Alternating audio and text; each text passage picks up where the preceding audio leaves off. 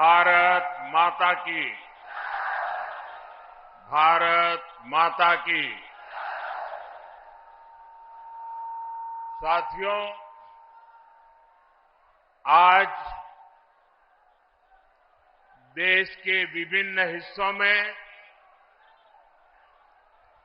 नववर्ष मनाया जा रहा है। आज विक्रम संवत 2081 का पहला दिन है। मैं समस्त देशवासियों को गुड़ी पड़वा, उगाड़ी, चेटीचंड, नवरे के साथ साथ साजीबू चेरोबा नववर्ष की बहुत बहुत शुभकामनाएं देता हूं। आज से चैत्र नवरात्रि भी शुरू हो गई है। देश भर में शक्ति की उपासना, उसकी धूम मची हुई है। नवरात्रि का पर्व हो, हर कोई भक्ति में डूबा हुआ हो, शक्ति उपासना में जुड़ा हुआ हो, ऐसे समय इतनी बड़ी रैली, ये अपने आप में अजूबा है।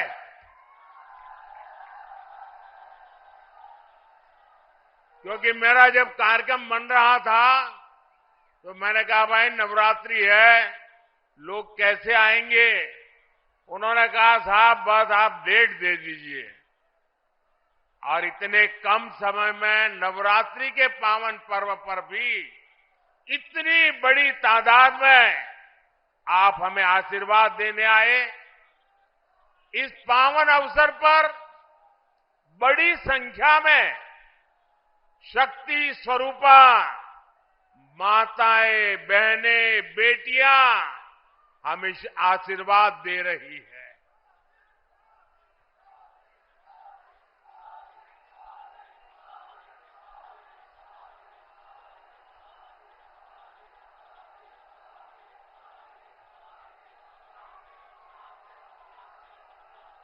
मैं सभी सिख गुरुओं को भी नमन करता हूं। कुछ ही दिन में बैसाखी भी आने वाली है। मैं आपको बैसाखी की भी शुभकामनाएं देता हूं। मुझे यहां पीलीभीत के साथ ही बरेली की जनता जनार्दन के दर्शन का भी सौभाग्य मिला है।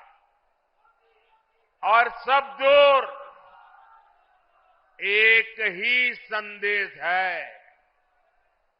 बहुत ही स्पष्ट संदेश है। एक ही गुंज सुनाई दे रही है, फिर एक बार, फिर एक बार, फिर एक बार। साथियों, हम बचपन से सुनते आए हैं, 1.25 लाख से एक लड़ाऊं, चिड़ियन तय में बाज तुड़ाऊं, तबै गुरु गोविंद सिंह नाम कहाऊं। ये बोल भारत की वीर परंपरा के प्रतीक है। ये बोल दिखाते हैं कि लक्ष्य कितना ही कठिन क्यों ना हो, भारत अगर ठान लेता है तो सफलता हासिल करके रहता है। आज इसी प्रेरणा से, इसी ऊर्जा से भारत के लोग, हम लोग विकसित भारत के संकल्प पर काम कर रहे हैं। सारी दुनिया की मुश्किलों के बीच भारत ये दिखा रहा है कि उसके लिए कुछ भी असंभव नहीं है। आप मुझे बताइए साथियों, भारत जब दुनिया की सबसे तेजी से बढ़ती आर्थिक ताकत बना तो आपको गर्व हुआ कि नहीं हुआ? आपको गर्व हुआ कि नहीं हुआ? हमारे चंद्रयान ने जब चांद पर तिरंगा फहराया तो आपको गर्व हुआ कि नहीं हुआ? आपको गर्व हुआ कि नहीं हुआ? भारत में हुए भव्य G20 सम्मेलन की पूरी दुनिया में वाहवाही हुई, प्रशंसा हुई। आपको गर्व हुआ कि नहीं हुआ? कभी कांग्रेस सरकारें दुनिया से मदद मांगती थी, लेकिन कोरोना के महासंकट में भारत ने पूरी दुनिया में दवाइयां भेजी, वैक्सीन भेजी। ये सुनकर आपको गर्व हुआ कि नहीं हुआ? दुनिया में कहीं भी युद्ध का संकट आया, हम एक एक भारतीय को सुरक्षित वापस लाए। अफगानिस्तान से गुरु ग्रंथ साहब के पवित्र स्वरूपों को भी पूरी श्रद्धा से भारत लाए। आपको गर्व हुआ कि नहीं हुआ? साथियों, जब देश मजबूत होता है तो दुनिया उसकी सुनती है। आप मुझे बताइए, दुनिया में भारत का डंका बज रहा है कि नहीं बज रहा है? चारों तरफ डंका बज रहा है कि नहीं बज रहा है? दुनिया के हर कोने में डंका बज रहा है कि नहीं बज रहा है? ये कैसे हुआ? ये कैसे हुआ? ये किसने किया? ये कैसे हुआ? किसने किया? किसने किया? किसने किया? आपका जवाब गलत है। ये मोदी ने नहीं किया, ये आपके एक वोट ने किया है। ये आपके वोट की ताकत है। आपके एक वोट से मजबूत सरकार बनी, निर्णायक सरकार बनी, सशक्त सरकार बनी, काम करने वाली सरकार बनी। और बीजेपी सरकार ने दुनिया को दिखा दिया कि भारत किसी से भी कम नहीं है। साथियों, जब नीयत सही होती है, हौसले बुलंद होते हैं, तो नतीजे भी सही मिलते हैं। आज हम चारों तरफ विकसित भारत का निर्माण होते हुए देख रहे हैं। कहीं 4 लेन, 6 लेन, 8 लेन के हाईवे बन रहे हैं। कहीं भव्य रेलवे स्टेशन बन रहे हैं, कहीं वंदे भारत और अमृत भारत जैसी आधुनिक ट्रेनें चल रही हैं। पीलीभीत, भोजीपुरा और पीलीभीत से टनकपुर तक रेलवे के ब्रॉडगेज होने से एक्सप्रेस ट्रेन भी चलने लगी है। धनारा घाट पर 250 करोड़ की लागत से पुल बनाने का काम भी शुरू होने वाला है। इससे शारदा नदी के किनारे रह रहे हजारों लोगों को आसानी होगी। ये जो सुविधाएं बन रही है, ये किसानों और नौजवानों दोनों के लिए नए अवसर लेकर के आती है। पुरानी सरकारों के दौरान जो उद्योग यहां बंद पड़ गए थे, जो फैक्ट्रियां यहां बंद हो गई थी, उनको भी इससे नई ऊर्जा मिलेगी। पीलीभीत में एक तरफ बांसुरी की सुरीली आवाज है, तो दूसरी तरफ टाइगर की दहाड़ भी है। हमारी सरकार पीलीभीत टाइगर रिजर्व की ख्याति को भी देश और दुनिया के कोने कोने में ले जाने का काम कर रही है। यहां इको टूरिज्म का नया इकोसिस्टम बन रहा है। यहां के नौजवानों के लिए रोजगार और स्वरोजगार के नए अवसर बन रहे हैं। साथियों, पीलीभीत और ये पूरा क्षेत्र खेती किसानी के लिए भी जाना जाता है। आप याद कीजिए, 10 वर्ष पहले तक किसानों की क्या स्थिति थी।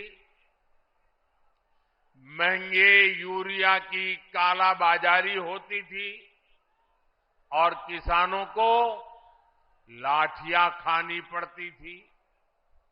आज यूरिया भी पर्याप्त मिलता है और लगातार मिलता है। जो बोरी दुनिया में 3,000 रुपये में यूरिया की बोरी बिकती है, वो हमारी सरकार सिर्फ 300 रुपये से भी कम कीमत पर यूरिया की बोरी किसानों को देती है। यहां यूपी के किसानों को पीएम किसान सम्मान निधि के तहत करीब 70,000 करोड़ रुपए भी मिले हैं। यह आंकड़ा छोटा नहीं है। किसानों के बैंक खाते में 70,000 करोड़ रुपया ये मोदी सरकार ने पहुंचाया है और इसमें से करीब 850 करोड़ रुपये यहां पीलीभीत के किसानों के बैंक खाते में पहुंचे हैं। साथियों, कांग्रेस और सपा के राज में गन्ना किसानों को कैसे अपने ही पैसे के लिए तरसाया जाता था, ये आपसे अच्छा कौन जानता है। भाजपा सरकार ने गन्ना किसानों की परेशानी कम करने के लिए पूरी ताकत से काम किया और योगी जी ने तो पहले दिन से ही गन्ना किसानों की मुसीबतें दूर करने के लिए अनेक कदम उठाए। कई चीनी मिलें खुली हैं, कई का विस्तार हुआ है और ये काम लगातार किया जा रहा है। सपा, बसपा, कांग्रेस के 14 साल में जितने रुपए गन्ना किसानों को मिले थे, उससे ज्यादा पैसे बीजेपी ने यहां योगी जी की सरकार ने 7 साल में गन्ना किसानों को दे दिए हैं। देश में इथेनॉल ब्लेंडिंग को लेकर जो बड़ा अभियान चल रहा है, उससे भी पीलीभीत के किसानों को बहुत फायदा होने वाला है। गांव के पास अनाज भंडारण की दुनिया की सबसे बड़ी योजना भी शुरू हो चुकी है। इस योजना के तहत देश में लाखों नए गोदाम बनाए जा रहे हैं। इसका भी लाभ पीलीभीत के किसानों को मिलने वाला है। आने वाले 5 वर्षों में हम ड्रोन से खेती का नया विस्तार देखेंगे। हमारे युवा ड्रोन बनाएंगे और गांव की हमारी माताएं बहनें ड्रोन पायलट बनेगी। गांव-गांव में 3 करोड़ महिलाएं ये हमारी लखपति दीदी बनेगी और ये मोदी की गारंटी है।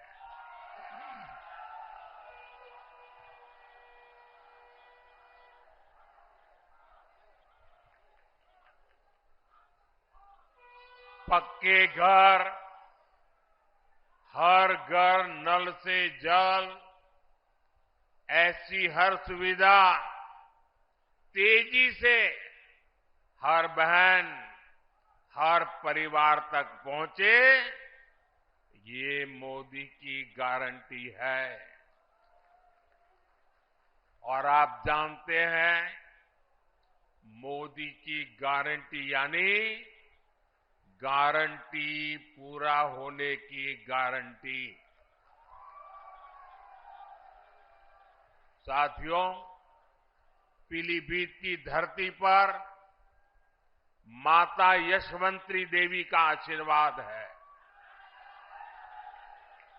पीलीभीत में आदि गंगा मां गोमती का पवित्र उद्गम स्थल है।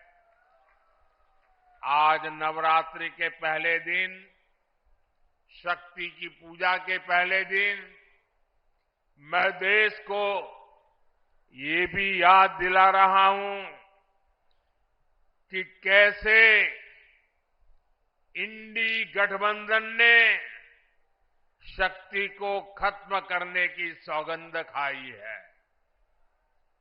आज देश भर में जिस शक्ति की पूजा हो रही है, उस शक्ति का कांग्रेस ने घोर अपमान किया है।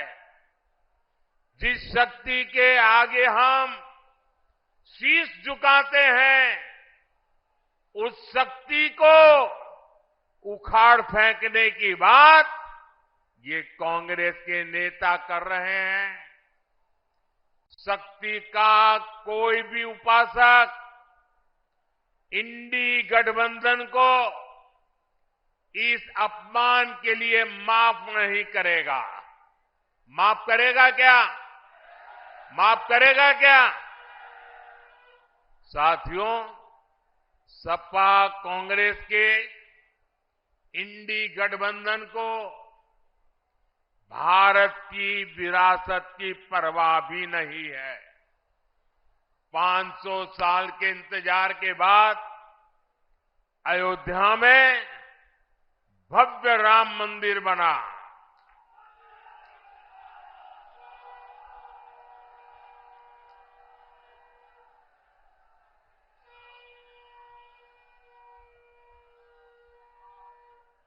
हमारे कल्याण सिंह जी ने राम मंदिर के लिए अपना जीवन समर्पित कर दिया, अपनी सरकार समर्पित कर दी।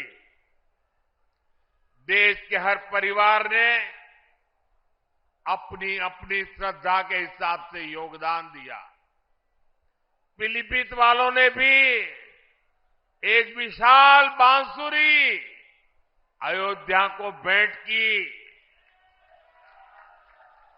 लेकिन साथियों, इन इंडी गठबंधन वालों को राम मंदिर के निर्माण से पहले भी नफरत थी और आज भी नफरत है। चलो भाई, आपने मंदिर बनने से रोकने के लिए अदालत में जो करना था कर लिया। आपने मंदिर न बने इसके लिए लाख कोशिश कर ली। लेकिन जब देश की जनता ने पाई पाई देकर के इतना भव्य मंदिर बना दिया, जब मंदिर वालों ने आपके सारे गुनाह माफ करके आपको प्राण प्रतिष्ठा के कार्यक्रम में सम्मानपूर्वक निमंत्रित किया, लेकिन आपने प्राण प्रतिष्ठा के निमंत्रण को ठुकरा दिया। आपने प्रभु राम का अपमान कर दिया।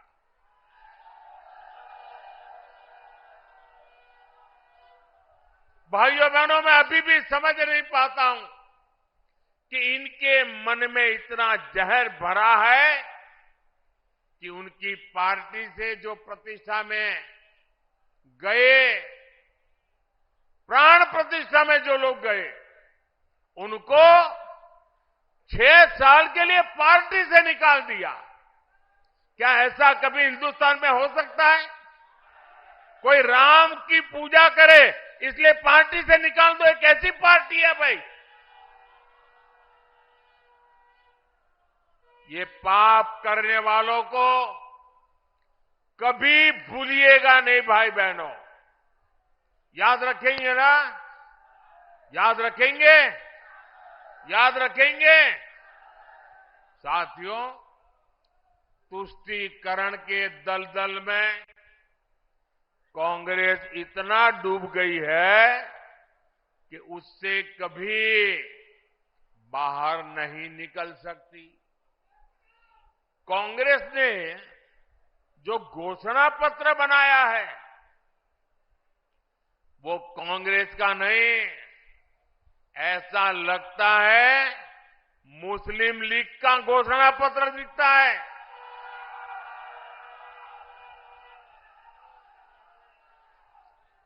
तुष्टीकरण के दबाव में ही कांग्रेस हो या सपा सीएए का भी विरोध कर रही है। विदेशी धरती पर अत्याचार की वजह से भागने के लिए मजबूर हुए हिंदुओं और सिख भाई बहनों को आप मुझे बताइए, मेरे इन हिंदू भाइयों बहनों को, मेरे इन सिख भाई बहनों को भारत अगर नागरिकता नहीं देगा तो कोई और देगा क्या? नागरिकता देनी चाहिए कि नहीं देनी चाहिए? वो अपने है कि नहीं है? उनको हमें संभालना चाहिए नहीं संभालना चाहिए?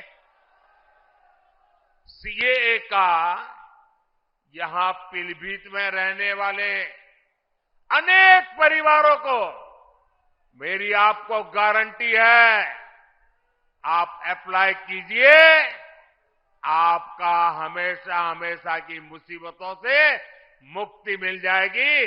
आप भारत के नागरिक के नाते गर्व से जी पाएंगे। लेकिन कांग्रेस समाजवादी पार्टी इस पर भी ऐतराज जता रही है। साथियों, यहां इस सभा में बड़ी संख्या में हमारे ये शरणार्थी भाई बहन भी हैं, हमारे सिख भाई बहन भी हैं। समाजवादी पार्टी आज जिस कांग्रेस के साथ खड़ी है, उस कांग्रेस ने 84 में हमारे सिख भाई बहनों के साथ क्या किया था, वो कोई भूल नहीं सकता। ये भाजपा है जो सिखों के साथ पूरी शक्ति से खड़ी है, उनकी भावनाओं को समझते हुए काम करती है। हमें गर्व होता है जब करतारपुर साहिब कॉरिडोर के द्वारा लाखों श्रद्धालु दशकों से जो उनके मन में दर्द था, पीड़ा थी, उससे मुक्त होकर के आज करतारपुर साहिब जाकर के मत्था टेक करके हमें आशीर्वाद लेके आते हैं। ये भाजपा सरकार है जिसने लंगर की वस्तुओं पर से जीएसटी हटाया। हमने श्री हरिमंदिर साहिब के लिए एफसीआरए रजिस्ट्रेशन सुनिश्चित किया, जिससे विदेश के लोगों को भी सेवा करने का अवसर मिले। हमने वीर बाल दिवस मनाकर साहिबजादों के शौर्य को सम्मान दिया। गुरु नानक देव जी का 550वां प्रकाश पर्व हो, गुरु तेग बहादुर जी का 400वां प्रकाश पर्व हो, गुरु गोविंद सिंह जी का 350वां प्रकाश पर्व हो, भाजपा सरकार ने देश विदेश में सभी पर्व धूमधाम से मनाए।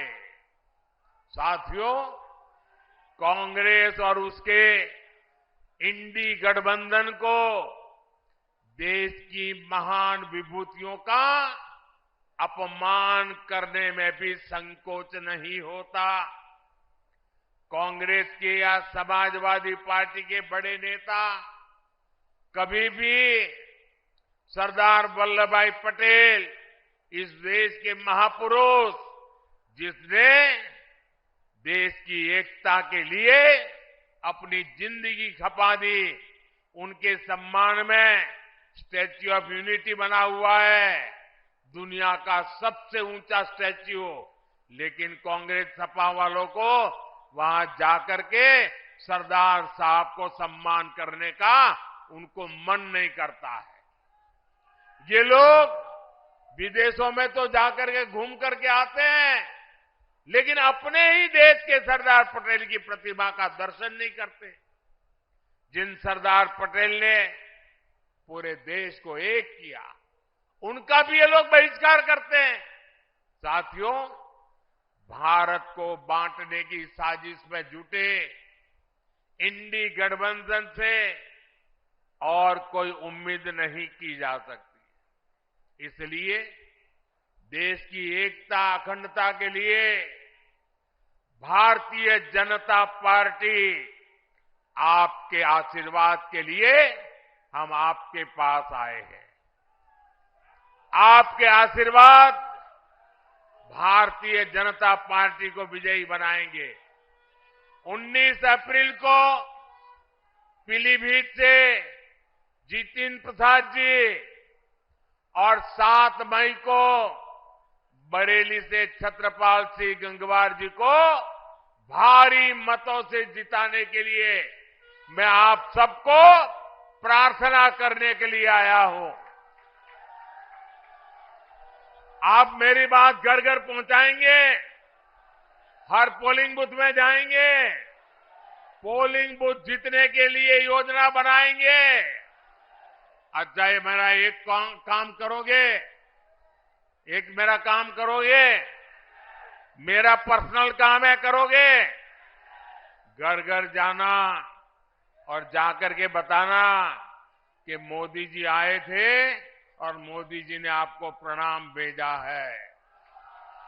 मेरे प्रणाम पहुंचा दोगे? मेरे साथ बोलिए भारत माता की, भारत माता की, भारत माता की। बहुत बहुत धन्यवाद।